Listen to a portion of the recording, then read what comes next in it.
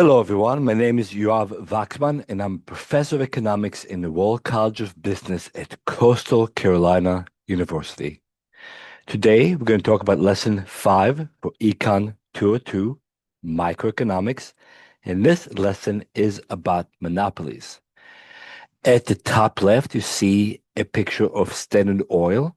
Standard Oil used to control over 90% of the oil production and distribution in the United States.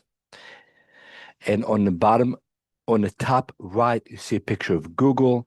While Google has some competition like DuckDuckGo, Bing, or Grove, most people of us, in fact, over 90% use Google as their default search engine, making it effectively a monopoly.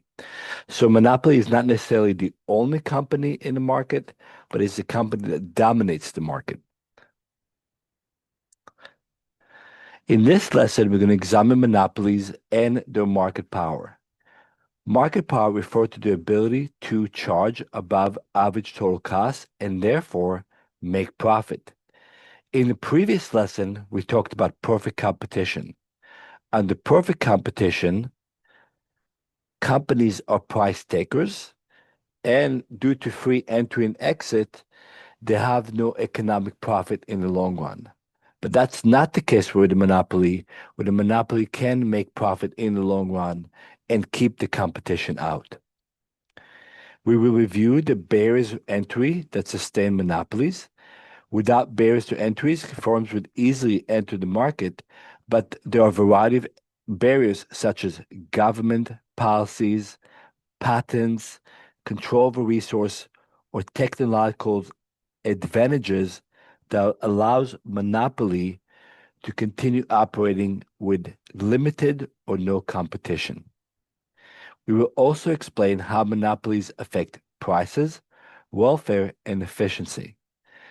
Competitive markets tend to be very efficient. If there is increased demand for the product, the price would rise, more companies will join the market, and the market will attract resources. However, monopolies can manipulate the market, control quantity in order to increase prices, and therefore reduce welfare in the process. Monopolies create what we call a deadweight loss because not all the products that could be traded are traded, so there's a loss of consumer surplus in the market that would otherwise exist. The lesson also describes some real-world example from multiple industries. And finally, we're going to discuss how government regulates monopolies. In many cases, government regulate monopolies in order to maximize consumer welfare, but there are cases where monopolies are natural and the government favors a monopoly and even encourage their existence.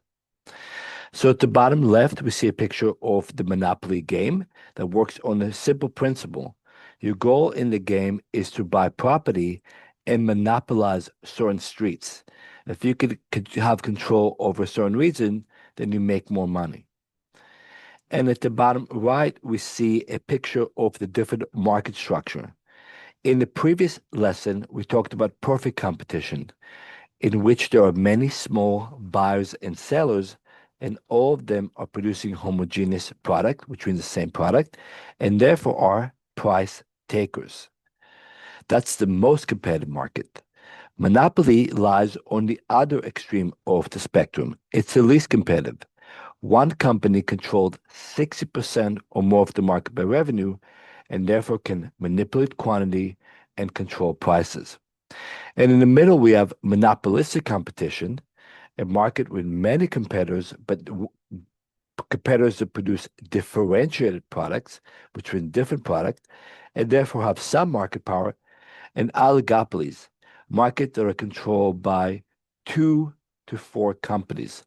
Oligopolies can be very competitive, but they could be uncompetitive, especially if the companies in the market are able to collaborate. So what is the definition of a monopoly? A monopoly is a dominant player in a specific market with no close or popular substitute.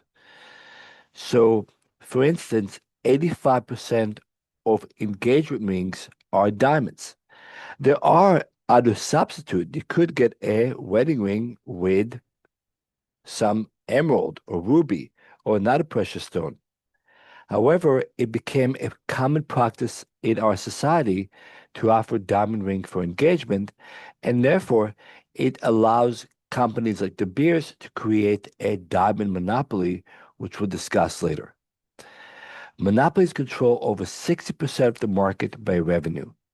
While there are other small firms in the market, often referred to as fringe firm, the monopoly sets the pace for the market and is oftentimes the preferred form by consumers. So if you think of the example of Apple cell phones among young people, the vast majority of young people use Apple cell phone, even though there are alternatives like Samsung, Huawei, Microsoft, and Google phone. Monopolies must still compete in consumers' budget. So even if you're the only company in the market, consumers have a limited budget, so you cannot charge just any price. However, you have great control over the price, even though it's not unlimited. Small fringe firm may appeal to specific market segment. This is known as a niche. So take the example of Google, which controls the vast majority of internet searches. However, some consumers may prefer to use DuckDuckGo because it has stronger privacy setting and doesn't collect information about the users. So those users who prefer privacy may not choose Google as a search engine. And lastly, monopolies have market power. Market power is defined as the ability to charge above average total cost. If you could charge above average total cost, that means that you're making profit. For instance, if a diamond costs $1,000 and you could charge $2,000, you have a market power. The price is twice as high as the average total cost. On the bottom left, we have a picture of an engagement ring. As noted earlier, while there are many types of precious stone, diamonds has somehow become the default ring for engagement. At the bottom center, we have an example of a large screen TV. And so in this example, we have companies like Netflix and Hulu that have captured a significant share of the market.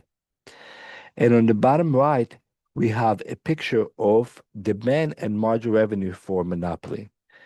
You may remember from our previous lesson that for a price taker in a perfect competitive market, the marginal revenue is a horizontal line. However, for Monopoly, the marginal revenue is a downward sloping line halfway between the demand curve and the y-axis. In this case, the monopoly is also going to follow the gold rule. They're going to produce where marginal revenue equals marginal cost. If they produce a lower quantity, they can increase their profit because by producing more, because they make more by producing the additional unit than they have to pay to produce it. However, they will not go past QM because past that point, the marginal revenue they receive from the product is less than what it costs them to produce it. So they will stop at point G, but they will charge price PM. So looking point E, the profit the monopoly make will be the difference between what they charge PM and the average total cost, making that profit that green rectangle that you see in the illustration. What are some barriers for entry that allow monopolies to continue operating? High barriers to entry help monopolies maintain dominance. Barriers to entries include government regulation. So the government may say that only one company could operate in the market, as is the case with many utilities or garbage collection. It might be a patent that gives a company, like a pharmaceutical company, the exclusive right to produce a certain product like medicine. It might be market saturation. So at the bottom right, we have a picture from The Simpsons where Starbucks took over the entire mall. So if you see Starbucks everywhere, you may not choose another coffee house. It may be a technical barrier. For instance, if you're using Microsoft product, you need Microsoft Windows to operate. Or it might be control over resource. For example, Saudi Arabia has control over much of the oil. Uh, Chile has control over much of the copper. And China has control over much of the rare earth mineral which are used in the production of electronics. This gives those countries monopoly power in those particular goods. Economies of scale can discourage new small firms from entering.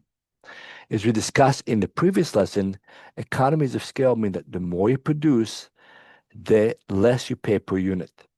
If you have an industry with economies of scale, let's say you have the cell phone industry, and producing large number of cell phones is much, much cheaper than producing a small number.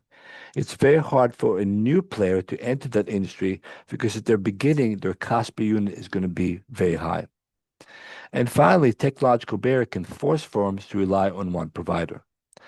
So at the bottom left, we have a picture of garbage collection, and many cities only allow one garbage collector to operate within the city. It could be the city itself, or it could be a private company that the city license. So what are natural monopolies?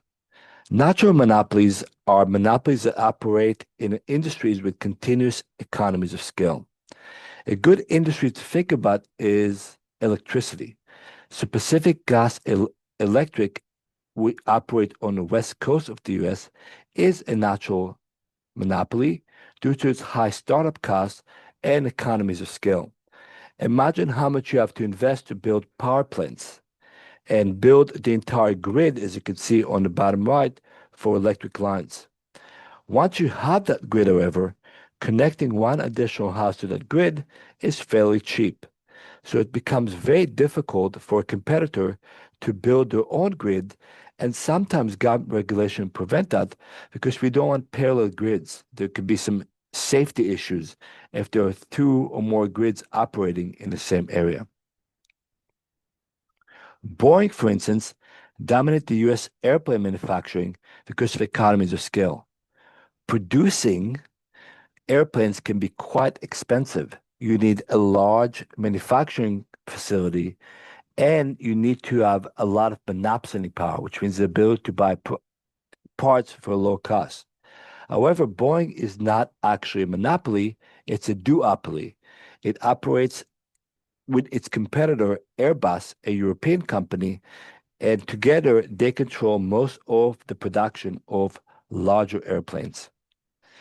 Large scale production lowers costs and stops competition. So at the bottom left, we have a picture of the long run average total cost, which we discussed in the previous lesson. And in industry where there are economies of scale, like manufacturing, the more you produce, the lower that average cost. This creates a situation for natural monopolies. They are common in utilities, like electricities and water supply, communication, like cell phone, and transportation system. Not only do government encourage natural monopolies, after time they only allow one company to operate in a certain region. Government licensing may also create artificial monopolies. Cities often grant exclusive right to garbage collection, as we discussed before, although it is quite possible for multiple companies to operate within the city. Some cities also have exclusive license with transportation provider. Transdev operates the only bus service in the San Francisco area. The reason the cities do it is because it helps them organize and coordinate public transportation if they only collaborate with one company. Licensing limits competition, however, and creates a single provider. Government may use licensing to ensure consistent service and safety. So take the example of Airmark on the bottom left. In many universities, Airmark is the only company providing food at that university. In our university, for instance, there are over half a dozen food facilities, but all of them are managed by Aramark. So we have one monopoly through a licensing agreement with the university. Another type of monopoly occurred because of a patent.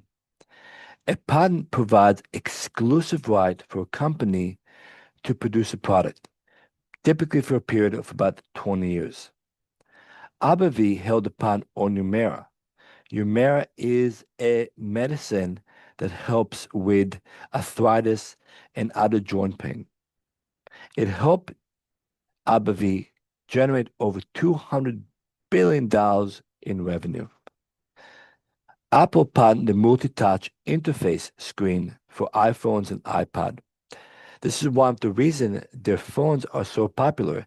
It's their ability to easily move inside apps, expand and contract the screen, and scroll up and down. Grant exclusive right for up to 20 years to encourage innovation. Imagine a world where there are no patents.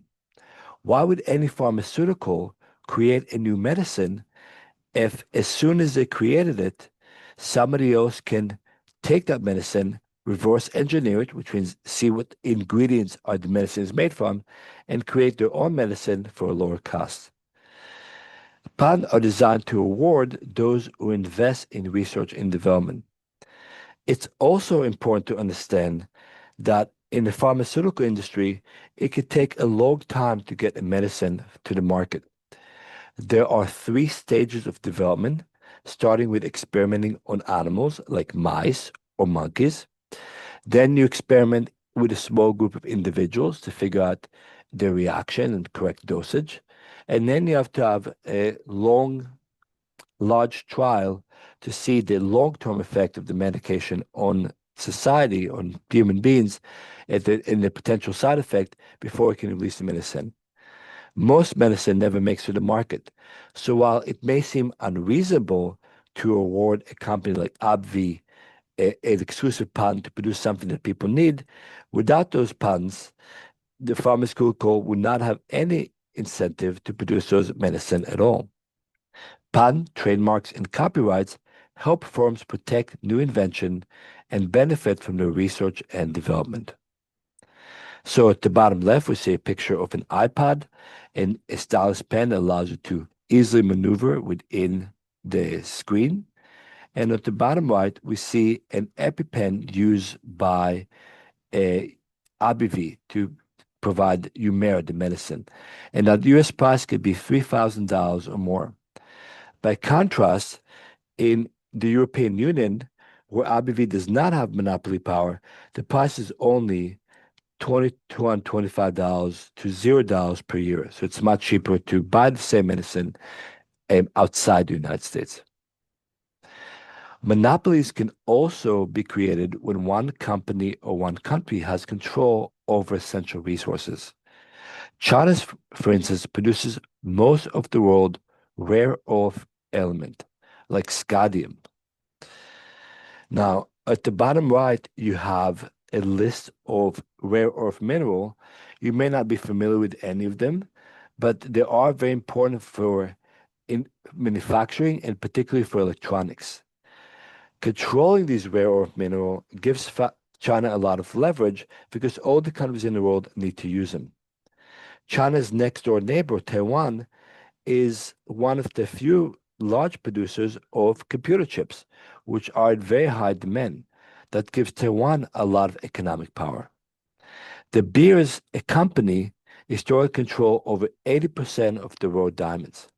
Most of the diamonds in the world come from Southern Africa, from countries like Zimbabwe, South Africa, and Mozambique.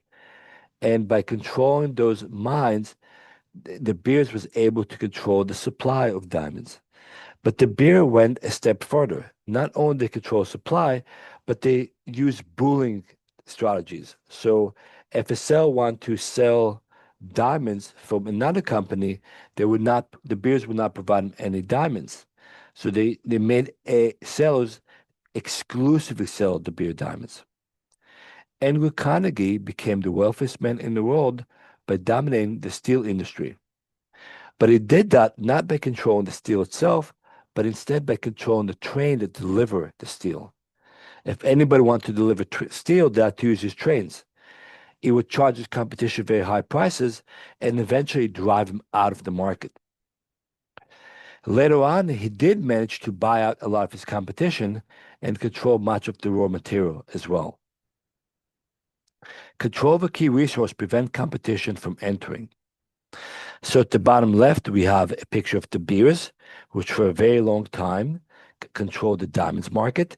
That's no longer the case, partly because there are new sources of diamonds, but also because nowadays we can create artificial diamonds, which just looks just like the real thing through machines that use high compression of carbon. And on the bottom right, we see some of the rare earth mineral that China controls. There can also be technological barriers. Software development depends on Microsoft Windows for compatibility. While many of us don't use Microsoft Windows at home, almost all companies use Microsoft Windows. So if they want to operate Word, Processor, or as we see at the bottom left, Excel, Teams, all of these require Microsoft Windows, so they have to rely on Microsoft for their platform. Epic Game recently sued Apple because they wanted to be able to sell their product throughout the store. Epic Games creates a video game that can be used in cell phone. However, Apple was charging a whopping 30% of their revenue for any developer that used their store. And since most young people use Apple cell phones and iPad, the Epic Games had no choice but to use Apple's and pay them 30% commission. Uh, Google, for instance, paid Apple $20 billion to become the default search engine. One of the reasons Google is so popular is because it's a very good search engine. But another reason is that they paid Apple and Samsung a lot of money to become the default engine on their cell phone. So now people automatically go to look at their search engine, even though they have other options. Technology ecosystem can enforce monopoly condition, as we've seen with Microsoft Windows or with Apple Store. Such barriers raise switching costs for consumers and firms. So if you want to, for instance, switch from your Apple cell phone to a Samsung cell phone, well, you can lose your ability to use FaceTime, and many of your friends may be using FaceTime, so it creates a barrier for switching, even though there's competition out there. How does Monopoly price and control their output? Monopolies, unlike perfect competition, are price makers. They choose price along a demand curve. So at the bottom right, we see a downward sloping demand curve. Monopolies can sell more of their product by lowering the price because they're the only one or the main company in the market. So they can lower price to sell more quantity. Therefore, their margin revenue curve, unlike perfect competition, is downward sloping. In fact, it's halfway between the demand curve and the y-intercept. Monopolies, like any companies, choose the quantity where marginal revenue equals their marginal costs. Then they charge the highest price they can, generating some monopoly power, as we've seen earlier. Monopolies maximize profit where marginal revenue equals marginal costs, and they find the consumers maximum willingness to pay for that quantity. Monopolies therefore have market power. On the left side, we have a quick comparison between monopolies, which are price makers. They could choose different prices by increasing or reducing the quantity. The lower the quantity, the higher the price it can charge. The higher the quantity, the lower the price it must charge. Whereas somebody in a perfect competition, as you can see on the graph on the left, is a price taker. So monopolies are price makers. Perfect competitors like potato farmers and corn farmers are price takers. The problem is not so much that the monopoly is increasing its profit or even reducing consumer surplus. The biggest problem is that by restricting output below competitive levels, the monopolies create what's called a deadweight loss because some mutually beneficial trade does not occur. Look at the graph at the bottom left. You have a downward sloping demand as usual and upward sloping supply. But this time, only one company supplies goods in the market. As we've seen earlier, the monopoly would choose some quantity with the marginal revenue intersects the marginal cost. Let's call it the QM in the monopoly quantity. This is lower than the quantity QF in the competitive market. By doing so, they can increase producer surplus, that's the area in red. Producer surplus is the area below the price being charged and above the supply curve. So that goes up. They significantly reduce consumer surplus. Consumer surplus used to be that bigger triangle between the competitive price and below the demand curve, but now it's just a smaller yellow triangles on the top. But the bigger problem is that they create deadweight loss in the process. If you think about the quantity between QM and QF, those are goods that were traded before, but are no longer traded because now the market is controlled by a monopoly. The deadweight loss is not lost to everyone. It's not control. It's not given to producers. It's not given to consumers. It's just gone from the market. So we say consumer surplus fall as a price rise on the monopolies. Producer surplus rises, and there's deadweight loss. Therefore, monopolies create allocative inefficiency in the market. Allocative efficiency occurs when consumer and producer surplus is maximized. However, with a monopoly, do not maximize because of deadweight loss. The other problem monopolies create is they often create lower quality product. I certainly think this is the case in Microsoft, having like most people struggle with Microsoft product for many decades. But a good example of this would be cable. So for a long time, many areas only had one cable provider. And if you look at the funny move of the cable guy, the cable set their own hours, and sometimes it wouldn't show out that poor service. Nowadays, we have many different streaming services competing for our entertainment needs. So this is no longer an issue. But back in when I grew up, there was only one cable provider in most areas, and they were a monopoly with allocative inefficiency and low quality of service in many cases. Now, government regulation can alter monopolies. They could control them. Government may break down monopoly, which is the most extreme measurement under antitrust law, but in many cases, the government rather regulate than eliminate natural monopolies. We talked about the example of electricity. In most cases, electricity is provided only by one company because it's a natural monopoly. One company can provide electricity for lower cost than multiple companies. Past cases include the breakup of AT&T, airline deregulation. The airline used to be controlled by only two companies, Pan Am and TWA. Neither one of these companies exists anymore. And the case against Google and Microsoft. So at the bottom left, we have a picture of the United States. The telecom industry in the US used to be controlled by one company, AT&T. But the US government decided this company is too powerful, and they broke them into seven, what we refer to as baby bell by region. Several of these companies still exist under a different name. AT&T still exists, but Sprint, MCI, and Verizon are all offspring of these baby bells. Regulators may impose price ceilings as well. The challenge with price ceiling is that it could create market inefficiencies if the regulators don't understand the industry well. However, monopolies can be very powerful and they have what's called rent-seeking behavior.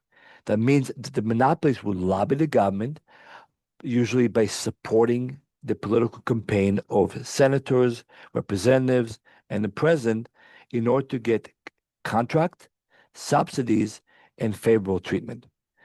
Take the example of Amazon. Amazon is a very powerful multi-trillion dollar company. However, it provides a lot of the clouding service for the government. So the government uses its clouding service for computing and also has a lot of lobbying power, which makes it difficult for the government to regulate or break down Amazon, even though it controls the e-commerce in the United States. To summarize what we learned, monopolies arise from strong barriers of trade. Those barriers of trade could be government regulations, patent, control over resources, technological barrier, or just natural monopolies for economies of scale. They tend to set prices higher and produce lower quantities than competitive markets. In the process, they create deadweight loss and allocative inefficiency. Government may regulate and break monopolies to protect consumers, but monopolies can lobby the government and are oftentimes very powerful, so they find ways to prevent that regulation. On the bottom left, we have a picture of Meta. Meta is the parent company for Facebook, but they also own Facebook Messenger, Instagram, WhatsApp, and other social media platforms. While there are other platforms for social media like X and TikTok, 77% of all users use Meta product. So they have a lot of control over the market. On the bottom right, we have a company you may not have heard about, and that's Luxottica. Luxottica controls most of the sunglasses and prescription glasses in the United States. But they do it under the guise of different names. So they control LensCrafters, Provision, Target Optical, and they work with fashion companies like Vogue and Oakley to produce different brands. So they control every aspect of the glass industry, the sale of glasses, eye exams, and the production and branding of glasses, giving Luxottica tremendous monopoly power. Let's think about some discussion question. Should monopolies break up tech companies like Google or Meta with high market power? How about electricity? Should electricity be provided by a natural monopoly, one company, or for market competition? What are some of the challenges you might have by creating market competition? And finally, do patents on medicine promote innovative thinking and new medicine or make healthcare too costly? So at the bottom left, you have a picture of a bunch of robots breaking up Google, and there have been multiple attempts, all of which failed, to break Google as a company. And in the bottom right, you have a book called The Medical Monopoly, painting the pharmaceutical industry as evil. Are they just being innovative, or do they have too much monopoly control, leading to a lot of healthcare concern? So this ends our discussion on monopoly. My name again is Dr. Yoav Waxman, and I hope you join me for future lesson of microeconomics. Have a wonderful and engaging day.